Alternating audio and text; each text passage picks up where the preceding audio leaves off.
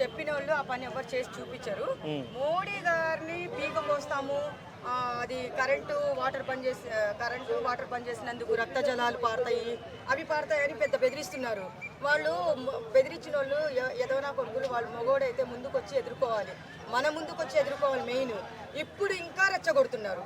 ఇంకా రెచ్చగొడితే మనమేందో వాళ్ళకి చూపించాలి, అంతే కదా. మనమేందో, మన పవర్ ఏందో వాళ్ళు అక్కడ ఏం చేసినా చంపేసినా, కొత్తగా పెళ్ళైన వాళ్ళని చంపేస్తున్నారు, మీరు ముసలి వాళ్ళని చంపేస్తున్నారు, ఎవరిని వదిలిపెట్టట్లేదు, అందరినీ చంపేస్తున్నప్పుడు అప్పుడు వాళ్ళు చేతకానితనము అని అక్కడ అనుకుంటున్నారు, భుజాలు ఎగరేసుకుంటున్నారు. అది కాదు, ఇక్కడ ఎంత చేతకానితనమో ఇప్పుడు మనల్ని చూసి ఇప్పుడు ఎందుకు పెట్టుకున్నాం రా నాయన అని చెప్పేసి వాళ్ళకి వెన్నులో వణుకు అంటారు చూసారా, వెనుకు పుట్టించేలా చేయాలి వాళ్ళకి. ఇప్పుడు వాళ్ళు చెప్తే మాత్రం పీకలకు వస్తాము, రక్త జలాలు పడితే మరి చేసి చూపించాలి కదా. మరి ఎందుకు మేము కోల్పోతాం ఆయనని? ఆయన ఉండబట్టి చాలా వరకు ఇలాంటివన్నీ చాలా తగ్గినాయి. మళ్ళీ ఇప్పుడు రిపీట్ అయింది. మళ్ళీ ఇప్పుడుతో ఇదే లాస్ట్గా ఫైనల్ చేయాలి. మళ్ళీ రిపీట్ అయితే మాత్రం చాలా కష్టం. ఎందుకంటే చాలామందిని మనం కోల్పోవాల్సి వస్తుంది. పాపం మనకి ఏ సంబంధం లేకున్నా కానీ ఒక అన్న చెల్లెల సంబంధం, చిన్న పిల్లలు మన పిల్లలతో సమానము, అది మైండ్లో పెట్టుకొని ప్రతి ఒక్కరూ ముందడుగు వేసి దీన్ని ఇక్కడితో అరికట్టిస్తే బాగుంటుంది అనిపిస్తుంది మాకైతే. ఓకే, ఎందుకు పాకిస్తాన్ ప్రజల్ని మభ్యపెట్టడానికి ఇట్లాగా ఎక్స్పోజ్ చేస్తున్నారు అనుకోవచ్చా? వాళ్ళ యొక్క ప్రజల్ని మ్యానిపులేట్ చేసి వాళ్ళ మైండ్ సెట్ని మార్చడానికి మనం పోరాడుతున్నాం, మనం అది చేస్తున్నాం. ఎందుకంటే వాళ్ళ యొక్క ఆర్థిక వ్యవస్థ బాగాలేదు పాకిస్తాన్ది. ఆ విషయాన్ని ప్రజలకు గుర్తు చేసి మరిపించడానికి ఇట్లాంటి డ్రామా వేస్తున్నారు అనుకోవచ్చా? అంతే మరి. ఇంకోటి అదొకటి ఉండేది. మళ్ళీ ఇంకోటి ఏమనుకుంటున్నారంటే ఇప్పుడు మీరు హిందూయే ముస్లిం అని అడిగి మరి చంపారు కదా. అంటే నువ్వు హిందువుల్ని చంపుతావా? నువ్వు ముస్లిం, అసలే నువ్వు హిందూ ముస్లిమ్స్కి గొడవలు పెట్టడానికి చూస్తున్నావా? మీరు చూస్తున్నారా గొడవలు పెట్టడానికి?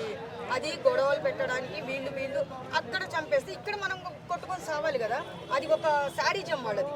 అది ఎప్పటికీ మీరు ఎవ్వరే కానీ హిందూ ముస్లిమ్స్ బాయ్ లాగా కలిసిపోయేసి ఇప్పుడు ఇది జరిగింది. అందరూ మన వాళ్ళే అనుకొని మైండ్లో పెట్టుకొని మనం ఇప్పటి నుంచి అందరు కలిసిపోయి ఏకంగా ఎవరు బెదిరిస్తున్నారో వాళ్ళ బెదిరింపులకు భయపడకుండా మన ధైర్యం ఏంటో, మన శక్తి ఏంటో ఆనా కొడుకులకు చూపించాలని అందరూ కలిసి హిందూ జలాలు ఆపారు, పాకిస్తాన్ వాళ్ళని పంపించమంటున్నారు తప్ప అగ్రెసివ్ అయితే రియాక్ట్ ఏం కాలేదు ఇంతవరకు. దానికి సొల్యూషన్ ఏంటి మీరు? అంటే ఇప్పుడు భారతీయులందరూ బాగా ఉద్రేకంతో ఉన్నారు, మోడీ గారు మాత్రం అంతలా స్పందించట్లేదు అనుకోవచ్చా? దానికి దేని గురించి చెప్తున్నారు? ఎవరు స్పందించట్లేదు అంటున్నారు? మోడీ గారు ఒక తీసుకోవట్లేదు, ఏదో ఒకటి చేయాలి అని. భారతీయులందరూ ఒక ఉద్రేకంతో ఉన్నారు, ఏదో ఒకటి చేయాలని. మోడీ గారు మాత్రం అదే చూస్తున్నారేమో, మనకు తెలియదు కదా. ఏదో ఒక స్టెప్ సడన్ గా తీసుకొని ఆయన ఏదైనా తీసుకుంటే సడన్ గా రియాక్ట్ అవుతారు, అవునా కాదా? మనం కూడా వెయిట్ చేద్దాము. వెయిట్ చేసి దీంట్లో ఆయన యాక్షన్ తీసుకోవడం మాత్రం 100% మోడీ గారు ఉంటుంది. ఆయన వదలరు. ఎందుకంటే ప్రతి ఒక్కటి ఆయన కూడా బాధపడుతున్నారు.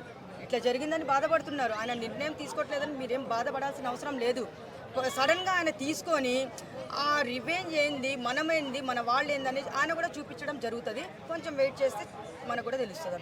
దమ్ముంటే అరే తీవ్రవాది సయ్యద్గా దమ్ముంటే ఇండియాకి వచ్చి ఇదే పీకుడా వీకురా. అరే ఒకటి మీకే తిండికి ఠికానా లేకుండా అయిపోయింది. ఈ ఆర్థిక వ్యవస్థ అనేది ఆడిపోయిందంటే అడక తినే స్టేజ్కి వచ్చింది.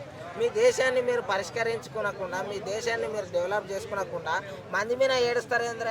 ఎప్పుడు చూసినా ఇదే కథన. రక్తం బారిస్తానంట మనగాడు. మీకే రక్తం నీళ్ళ చుక్కలేక వస్తున్నారు.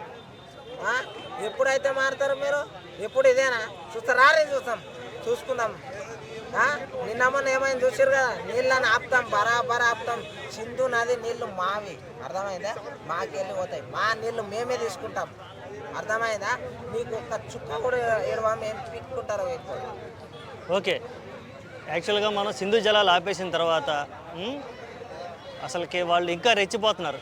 మాకు ప్రాబ్లం అయింది, మా దేశానికి ప్రాబ్లం అయింది, మా ప్రజలకు ప్రాబ్లం అవుతుంది అనే విషయాన్ని వాళ్ళు గమనించకుండా మనల్ని అన్ని రకాలుగా ఇబ్బంది పెట్టడానికి మేము అక్కడ పోరాడతాం ఇక్కడ పోరాడతాం అన్నది ఇవన్నీ ఎలా చూడాలి? ఏడ పోరాడతాం?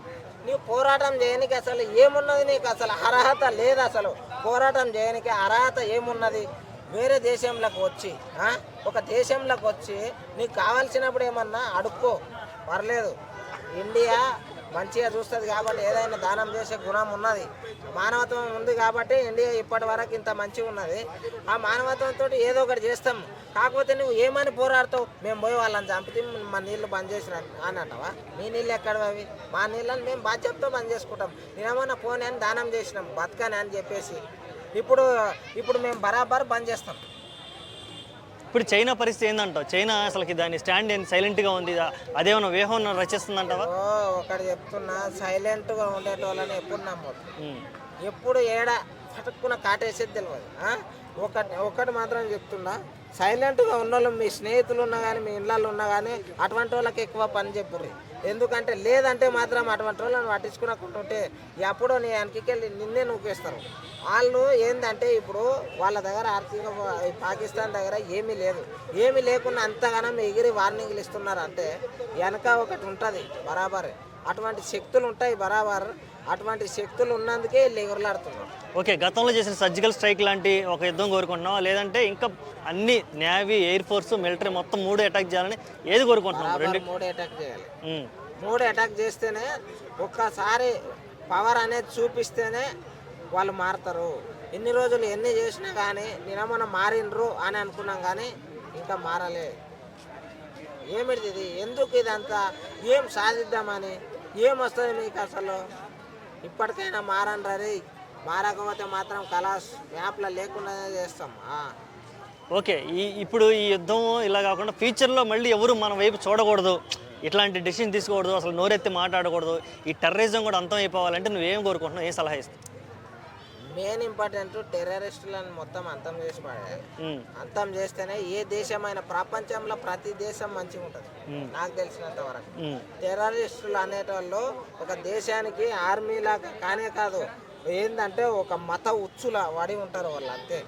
అటువంటి వాళ్ళని నాశనం చేస్తేనే దేశాలు కానీ ప్రపంచం కానీ సస్యశ్యామలంగా ఉంటుంది. మతం గొప్పదా మనిషి గొప్పదా? రెండిట్లో ఎదుగు నాకు తెలిసినంత వరకు మనిషే గొప్పడు. మనిషి లేకపోతే ఇవన్నీ కనుగొనేటోడు కాదు. మతం పుట్టిందంటే మనిషి పుట్టిన తర్వాత పుట్టింది కానీ ముందే మతం పుట్టలే. కానీ ఇది ఏదైతే మరి ఈ మతాన్ని అడ్డం పెట్టి ఈ మతం వల్లే మనం ఉన్నాం, మతం వల్లే మనం బతుకుతున్నాం, మతమే మనకి అని చెప్పేటువంటి ఒక ఇది వాళ్ళ యొక్క సిద్ధాంతాన్ని మనం ఎట్లా చూడాలి? అది ఏమిటిదంటే ఒకటి మతమే మనది, మతమే అది అని అంటున్నారు కదా. ఇప్పుడు అక్కడ అంతమంది చనిపోయినరు. ఆ మతాల వాళ్ళు మొత్తం ఆడ పోయి వాళ్ళ ఫ్యామిలీలను మొత్తం ఆదుకున్నామనండి. ఆడ ఏం చేస్తున్నారు అసలు? అంతగానో పానాలు పోయేటప్పుడు మనం మతాలు కులాలు అని అనుకుంటూ ఉంటే మాత్రం ఈ దేశం ఇట్లనే ఉంటుంది, దాడులు ఇట్లనే జరుగుతాయి. ఎప్పుడే కానీ ఏకతాటిగా పిడికిలి బిగించి భారత్ మాతాకి జై అని ఎప్పుడైతే ప్రతి ఒక్క ఇండియన్ అంటాడో అప్పుడే ఈ దేశం నెంబర్ 1 స్థానానికి వెళ్తుంది. బరాబర్ ప్రపంచంలో నెంబర్ 1 దేశం ఇండియా అని చెప్పుకుంటాం. ఇక్కడ ఉంటా కొంతమంది పాకిస్తాన్కి జై కొట్టే కొంతమంది బ్యాచ్ ఉన్నారు. అలాంటి వాళ్ళకి ఏం చెప్తారు? మూర్ఖులు, నీచులు, నికృష్టులు ఇటువంటి వాళ్ళు ఉంటే మాత్రం వాళ్ళని తీసుకొని జైల్లో పెట్టాలి. లేదంటే ఎందుకు అట్లా చేస్తున్నారు అనేది కనుక్కొని ఇక వాళ్ళు ఇట్లా అక్కనే పోవాలనుకుంటే పంపించాలి అంతే. నాకు తెలిసినంత వరకు ఇదే చేయాలి. సంపుడు నరకుడు ఏం చేయొద్దు. లేదంటే జైల్లో పెట్టాలి, లేదంటే గెదిమేయాలి అంతే. హెల్త్కి షెల్టర్ ఇస్తారు అటువంటి వాళ్ళకు. అదే వాళ్ళ ఇంట్లో అమ్మ నాయన వాళ్ళు చనిపోతే, వాళ్ళ అక్క చెల్లెలు చనిపోతే అప్పుడే కానీ పాము అనేది పుట్టలో ఉన్నంత వరకు బాగుంటుంది. బయటికి ఇళ్ళకి వచ్చిందంటే అది కాటేయడానికే వస్తుంది. అది అందరిని కాటేస్తుంది అని చెప్పి నీతోటి పెట్టుకున్నావు అనుకో, నిన్ను కూడా ఏదో ఒక రోజు నూపుతుంది. అలా వద్దా? యుద్ధం కాదన్న, ఇంకా అనకూడదు కానీ ఆ మాట నాయనలని కోస్తే ఆ పాట ఏదో తెలియాలంటే కూడా పాకిస్తాన్ వాళ్ళకి అది వాళ్ళ బాడీ పార్ట్లా లేకపోతే కాదా అనే ఒక యుద్ధం అనేది జరగాలి ఖచ్చితంగా. ఇప్పుడు ఉండే ప్రెజెంట్ సిచ్యువేషన్స్. ఆల్రెడీ మనం వాటర్ సప్లై ఆపేసాం, కొన్ని ట్రాన్స్పోర్ట్ సప్లై ఆపేసాం, తినడానికి తిండి లేదు. కానీ వాళ్ళు ఏమన్నారంటే మీ మోడీని చంపేస్తాం డైరెక్ట్ వార్నింగ్ ఇచ్చారన్న. ఇప్పుడు తెలుగులో అదేంటి గబ్బు మాటలు, కానీ నేను దాన్ని సింపుల్గా చెప్తా. కొడదామని వస్తారు కానీ కొట్టించుకొని పోతారు.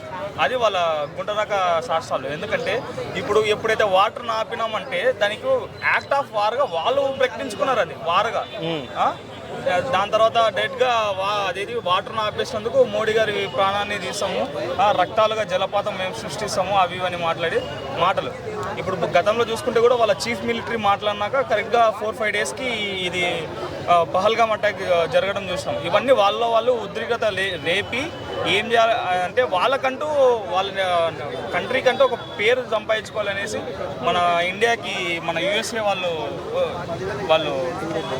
ట్రంప్ వాళ్ళు వచ్చినప్పుడు కూడా పేరు సంపాదించుకుందాం అనేసుకొని ఇదంతా చేస్తున్నారు.